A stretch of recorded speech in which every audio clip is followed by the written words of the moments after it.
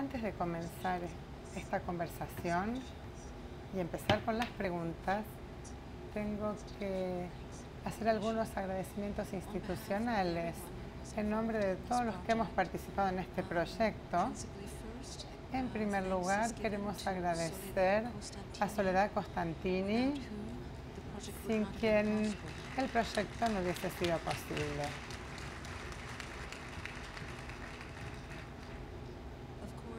Por supuesto, a los autores debemos agradecer.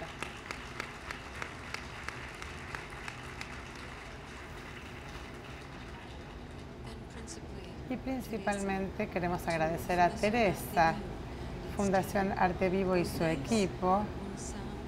También agradecimiento a la UNSAM, Universidad Nacional de San Martín, y su cátedra John Maxwell Coetzee, Literaturas del Sur, Museo Malva y Malva Literatura, la Escuela de Estudios Individualizados de NYU, Random House y Planeta. Muchas gracias a todos.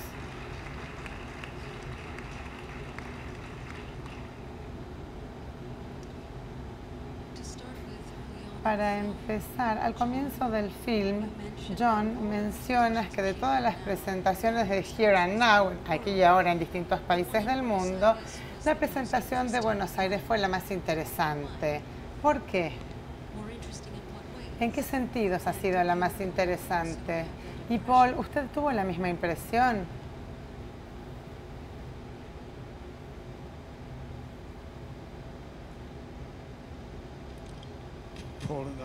Paul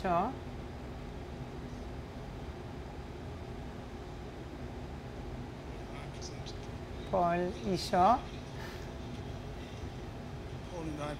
presentamos el libro en 3 o 4 países. Creo que el primero fue aquí, y de lo que yo no me había dado cuenta era de que Paul tenía un público muy entusiasta que lo seguía mucho en Buenos Aires y probablemente en toda la Argentina, tanto jóvenes como adultos. E incluso llegar al auditorio en compañía de Paul Auster fue un problema porque había toda una multitud a nuestro alrededor que quería tocarlo.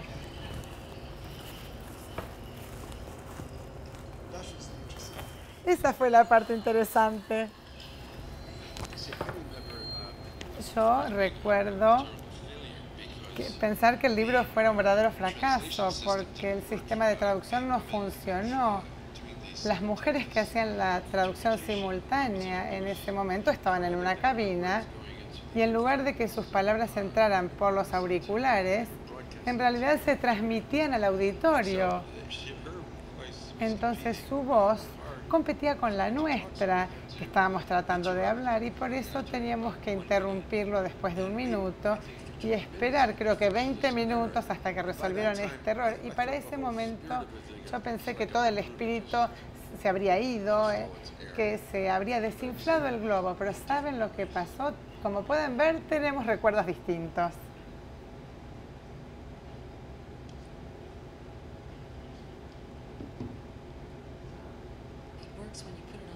Funciona cuando lo apoyamos en la mesa, este micrófono. Bueno, creo que eso también aparece en la película. Para llegar a ese punto acerca de los contactos que han elegido para esta película o que se ilustran en la película, quería preguntarles acerca de las locaciones que se eligieron. ¿Cómo se seleccionaron esas locaciones y por qué se eligieron? Esta pregunta es para mí. Bueno, en realidad, John estaba en el sur de Francia y él dijo que podíamos ir y pensé, yo estaba tan entusiasmada con la idea de participar en este documental y pasar un tiempo con John y con Paul en sus distintos lugares. Y bueno, como John estaba en el sur de Francia, fuimos y nos llevó más tiempo llegar a Paul porque en el medio tuvimos algunos problemas. En un momento era invierno y entonces esto ayudó mucho a las imágenes. de la película, dado que tuvimos la suerte de poder mostrar estas imágenes del sur de Francia en verano y del invierno en Nueva York. En realidad son los lugares donde los encontramos.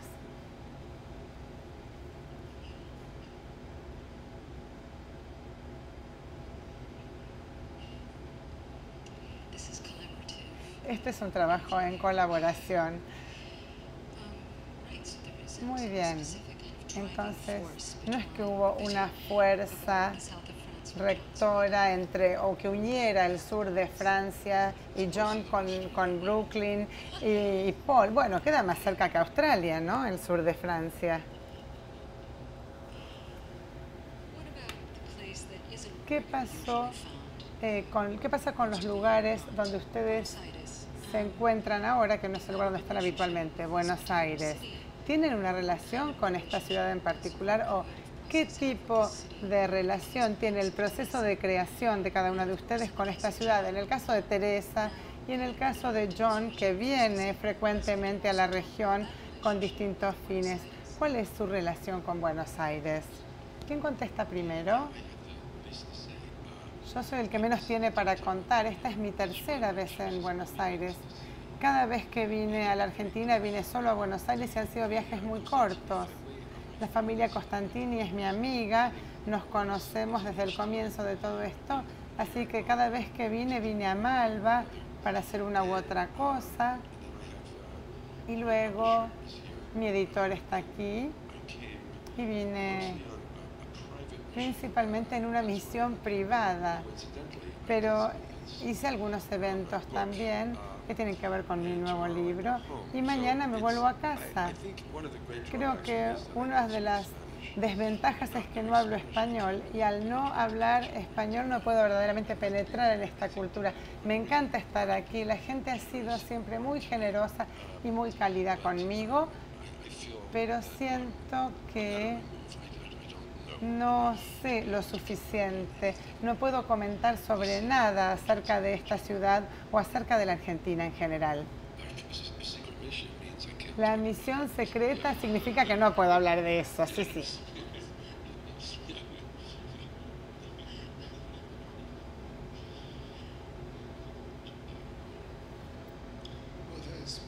Bueno, está Buenos Aires. Y volver desde hace varios años a Buenos Aires, durante todos estos viajes y visitas he tratado de experimentar algo más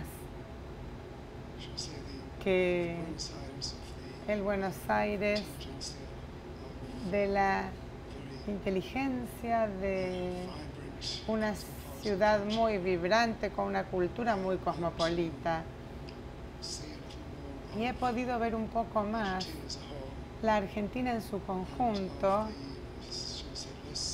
y he podido ver también las partes menos afortunadas de la ciudad de Buenos Aires. Gracias a la amabilidad de Carlos Ruta, que hasta hace poco era el rector de la Universidad de San Martín, pude ver otras partes del país.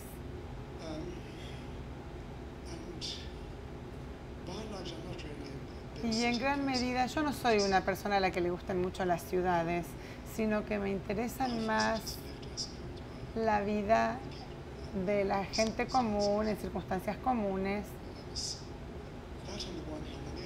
Eso por un lado, pero por otro, debido a que estuve involucrado en la enseñanza de literaturas en Buenos Aires ya desde hace un tiempo, he tratado de entender un poco más la historia y la literatura de la Argentina.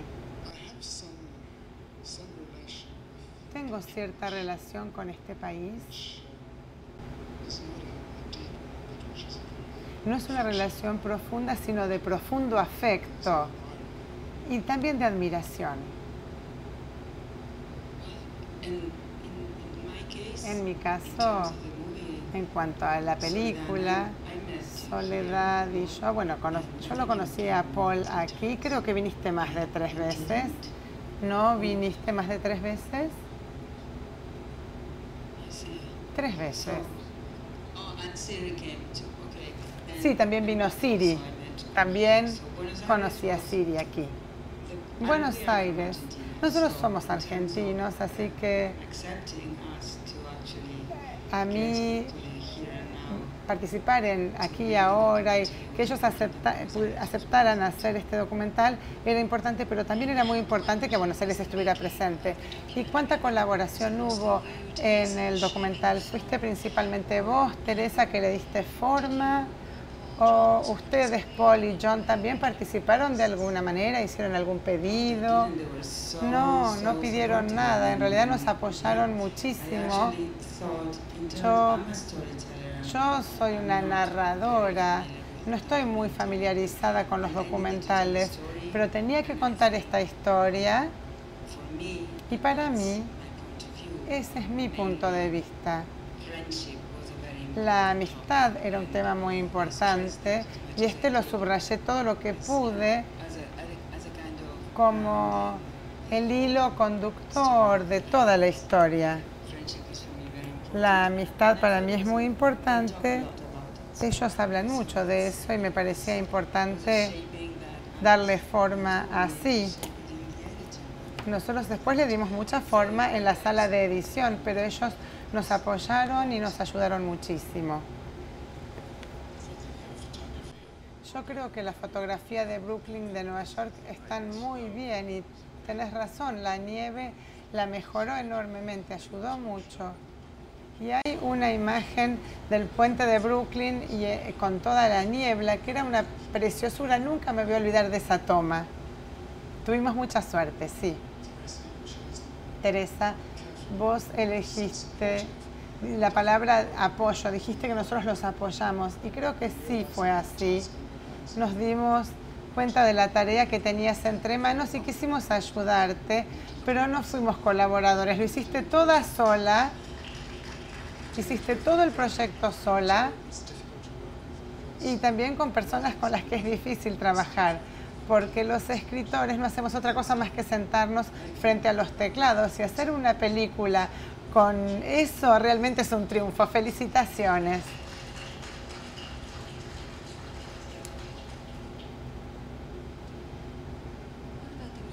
¿Qué pasa con la música? ¿Les puedo preguntar un poco acerca de la música?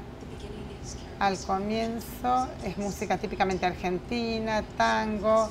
Después escuchamos algo de música clásica y luego algo contemporáneo, que suena como algo de instrumentos latinoamericanos.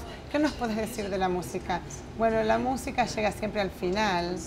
Lo que te puedo decir acerca de que la música emula un poco a Piazzolla. Nosotros estábamos manejando con John en el auto en el sur de Francia y yo tenía esta música conmigo y la íbamos escuchando y parecía que iba tan bien con toda la atmósfera y a él le gustó tanto que yo insistí con mi compositor Osvaldo Montes para que hiciera algo así. No podíamos usar la música de Piazzolla, así que había que grabar algo nuevo. Y él fue creando estas piezas que elegimos y para el final pensé que era bueno que tuviésemos algo más alegre. Y es algo que crea esta atmósfera.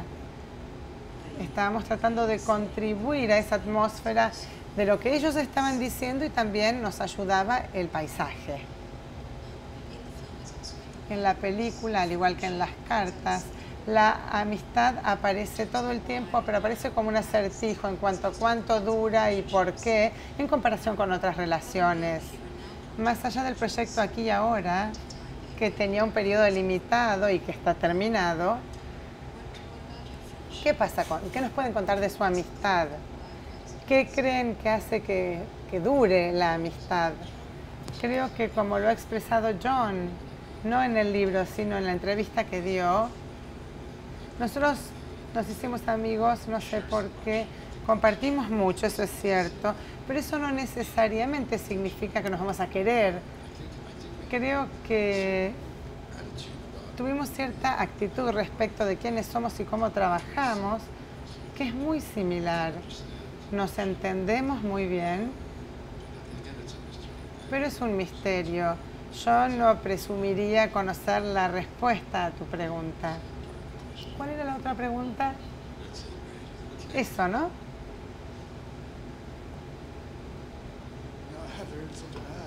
Yo puedo agregar algo.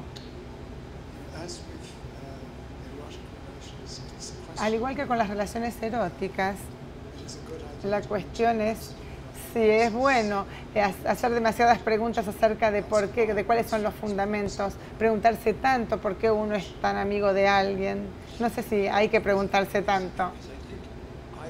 Creo que yo tenía una opinión distinta de la amistad respecto de la de John y lo expresé en varias cartas. Yo siento que en lugar de ser transparente, la amistad entre los hombres puede ser muy opaca y puede que no sepamos qué es lo que pasa. A veces nos engañamos, pensamos que nuestro amigo es una cosa y en realidad está haciendo algo de lo que nunca nos habló o que nunca nos contó y que tal vez no nos guste tanto. Y también las amistades, para mí, con los años, he tenido amistades que han muerto, amigos que eran muy cercanos en la juventud y que luego dejaron de serlo. Y en las distintas etapas de mi vida he tenido amigos que eran muy cercanos y por alguna razón esa amistad se terminó. No hubo una ruptura o una pelea, sino que simplemente nos distanciamos. Y durante todos estos años solamente he...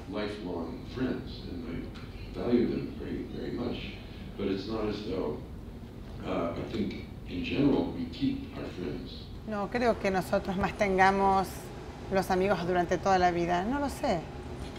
Tal vez vos sí has conservado todos tus amigos. Hice lo mejor que pude, sí, hice todo lo posible por conservarlos.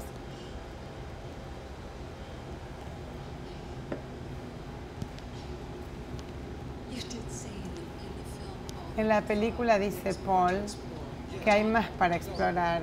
Sí, sí, yo estoy muy contento con cómo ha quedado y me gusta el hecho de que hayamos cubierto este tema. Yo tiendo a veces a quedarme con los temas y me gusta que sigamos avanzando, pero John tiene razón en cuanto a pasar a otros temas. Y sí, fue un proyecto curioso, fue muy placentero hacerlo. La carta que aparece hacia el final de la película que se cita, realmente a mí me encontraba verdaderamente hablando con John en mi cabeza, que es algo que no me había pasado antes con ninguna otra persona. Y ahora estoy escribiendo un libro acerca de un escritor estadounidense que ha muerto hace mucho. Y ahora hablo con él. Le hablo y le digo, hace 120 años que moriste, pero fíjate esto que está pasando en Nueva York ahora. Es tan distinto. Y creo que esta es la parte de mi niñez que me ha quedado.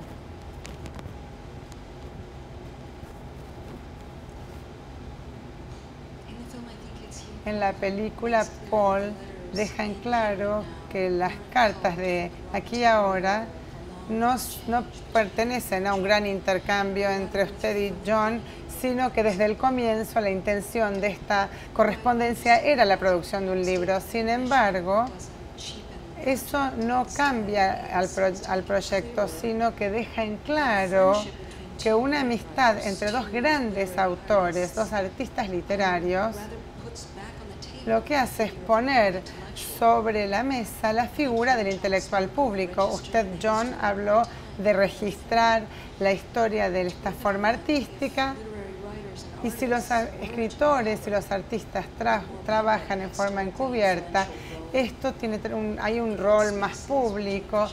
¿Ustedes cómo imaginan que puede suceder algo así? ¿Sobre qué temas ustedes decidirían enfocarse? ¿Cuáles son los temas a los que les gustaría prestarles más atención? Bueno, yo creo que una de las grandes ventajas del formato epistolar, como se señala en la película, es que no teníamos la oportunidad de reflexionar a la luz de los eventos posteriores a la luz de lo que pasaba en la historia, sino que estábamos registrando los eventos que estaban sucediendo aquí y ahora en el mundo. Creo que uno de los acontecimientos, o una serie de acontecimientos que tuvieron lugar durante esta escritura de las cartas, fue la caída financiera, el colapso financiero de 2008. Yo produje un análisis en una de las cartas sosteniendo que este colapso era ilusorio, que no era real en absoluto y que todos nosotros estábamos como sometidos a una fantasía cuando reaccionamos ante ese colapso. Lo que quiero decir es que el formato del libro nos permitió equivocarnos enormemente y no tener manera de resolverlo. Esa fue una de las ventajas. La otra ventaja de este formato fue que era un diálogo, era un intercambio entre dos personas sobre una variedad de temas, incluidos las cuestiones actuales, la actualidad. Y en cierta medida nosotros estábamos hablando de estos temas. El escritor o el interlocutor, muy pronto vimos los cambios que se sucedían. Intelectuales públicos, escritores, no lo sé. En el país donde yo vivo, los escritores no son de interés para nadie. Los escritores no forman parte de la conversación nacional, nunca se nos invita a la televisión. Y la televisión es el lugar donde uno llega a muchas personas. Y sin la oportunidad de escuchar a los escritores en la televisión estadounidense, verdaderamente no sabemos qué dicen los escritores, porque cuando escriben, habitualmente lo hacen en revistas de una tirada limitada. A veces hay algo chiquito en un diario, pero no mucho. En otros países occidentales, me parece, hay más interés en las opiniones de los escritores. Pero no sé con qué fin, porque cuando los escritores hablamos de política, finalmente no somos distintos de otros, no sabemos más que cualquier otra persona. En Estados Unidos tenemos una categoría de personas que ya no existen en ningún otro lugar, que son las estrellas de Hollywood. Ellas son la nobleza de los Estados Unidos y la gente los adora y quiere escuchar lo que los actores y actrices de Hollywood tienen para decir respecto de la situación actual. Los comentarios que ellos hacen suelen no ser los más interesantes, pero realmente eso es todo, no tengo otra respuesta para dar. Gracias. Hay un aspecto muy interesante de la película que es escuchar sus voces y sus maneras específicas de hablar en inglés en este diálogo, que se hace evidente en la película. El inglés es un idioma que ustedes comparten, pero obviamente distinto en sus prácticas y sus contextos. Y como queda evidente en la película también, es distinto en la película. John, al hablar del francés, dijiste que la lengua inglesa está tratada como un instrumento extranjero para ti. Hablaste entonces de los marcadores locales del inglés. Estás hablando de tus novelas, pero también sentís que tu relación con el inglés es así cuando escribís cartas a tu amigo.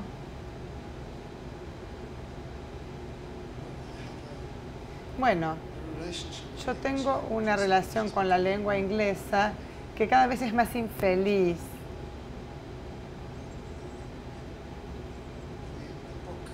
El libro,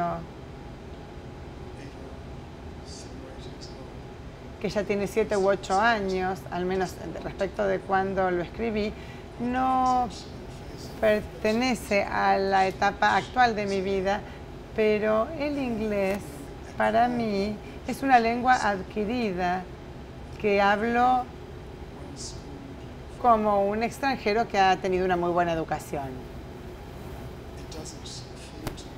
Yo no siento que el inglés sea verdaderamente mi lengua materna y no tengo un interés particular en alimentarlo de alguna manera. Tu pregunta era si siento que mi relación con el inglés es como la describí mientras hablaba al escribir las cartas. Creo que la respuesta es que sí, excepto que en las cartas a Paul yo tengo conciencia de que Paul es estadounidense y que hay una variedad de expresiones y coloquialismos estadounidenses que yo no conozco tan bien y que me interesa explorar a través de Paul. Por ejemplo, tuvimos ese intercambio sobre el que hablamos en las cartas, que ha sido muy interesante. Yo me doy cuenta de que cometí un error en las cartas. No me expliqué claramente. No me expliqué bien cuando escribí esa carta.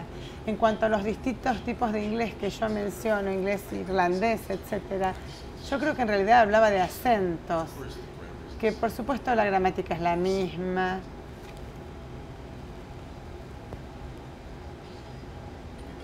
Sí, se escucha ahora. Esencialmente la gramática es la misma. Creo que fue mi error no ser más específico y aclarar que me refería a eso.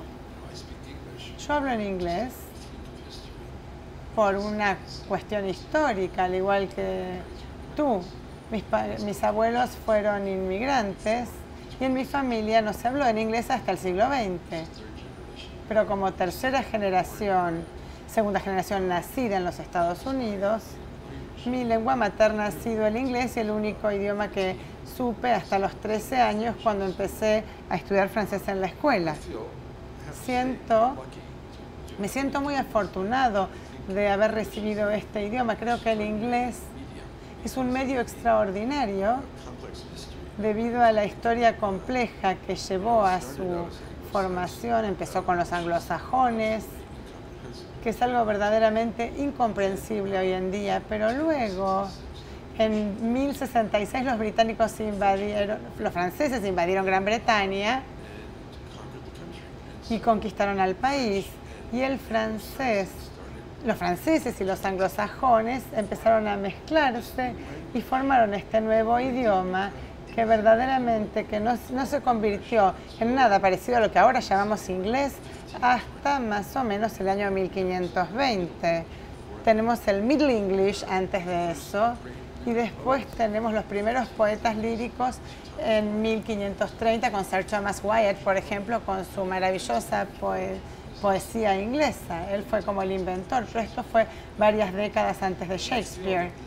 Y siento que este doble origen del inglés le da una fortaleza extra que la mayoría de los idiomas no tienen. Las lenguas romances, si se fijan, tienen un diccionario con la mitad del tamaño del inglés.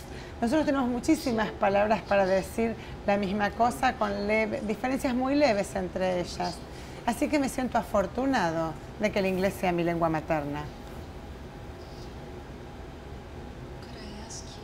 ¿Puedo preguntarles acerca de las obras de teatro? Están registradas en la película y también en las cartas al escuchar sus voces, la descripción de los lugares físicos. Hablamos de las ubicaciones de los lugares, cuando hablamos de distintas esquinas, por ejemplo, en la película. Esto me hace pensar en una arqueología de la historia personal, los antecedentes, las memorias, pero en otras partes del documental, Teresa, también capturaste un momento en el que estás mirando un lugar de una película que hiciste, donde se produjo una película que hiciste, y en esa intersección, en esa esquina, decís, este era un lugar para la imaginación, pero ahora no es más que un día de invierno gris. Eso suena muy irónico, Pero creo que la pregunta, una vez más, tiene que ver con el rol del artista, del escritor de literatura que está registrando lo que pasa en nuestra época y creando estas capas de memoria para que sean duraderas. Es cierto que ese día gris de invierno es más transitorio que otro trabajo que has hecho. No, no necesariamente. En ese momento fue lo que sentí. Creo que las películas sobreviven, pero siempre fue imaginario. Esa esquina donde filmó Teresa es donde en las que es el que aparece en las dos películas que hice. El cartel que ves ahí, por supuesto, no es verdadero, era fabricado. Porque todo es falso en las películas y tratamos de hacerlo parecer real, pero es falso. Y a mí me gusta el hecho de que sea falso y se utiliza la imaginación para convertirlo en algo real.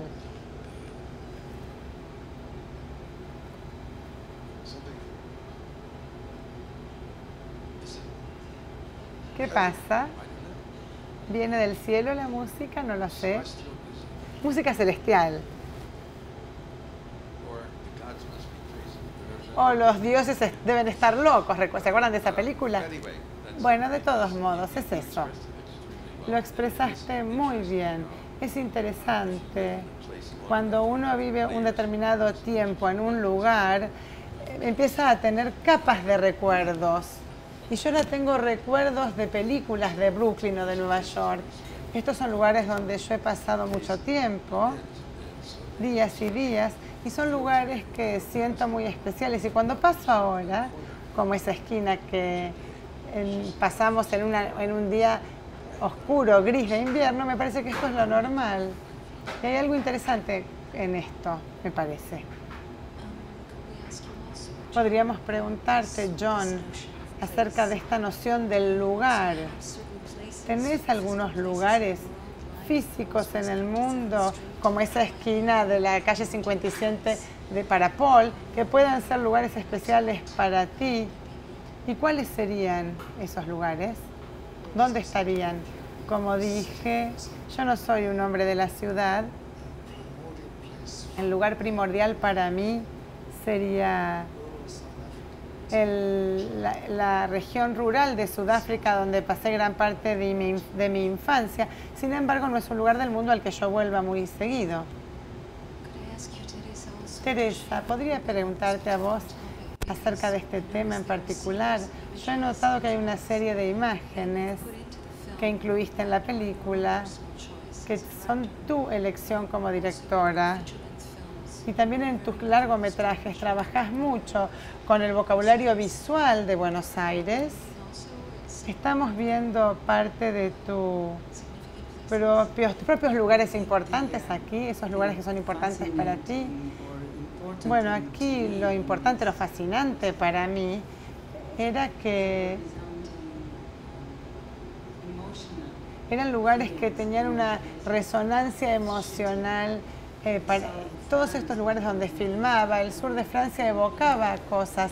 Yo nunca había estado ahí, pero había algo con lo que me sentía conectada. Y por supuesto Nueva York y Brooklyn son lugares a los que voy muy a menudo. Voy tanto que tuve la suerte de filmar ahí y por eso lo agradezco tanto. Y Buenos Aires, por supuesto, es el lugar. Por eso,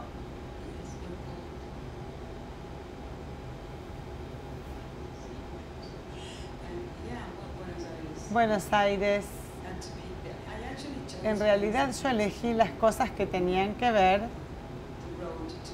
con la carretera, la calle hacia la Feria del Libro y esta avenida que tiene este significado para nosotros de estar circulando en la ciudad y llevarlos como de paso de una emoción a otra.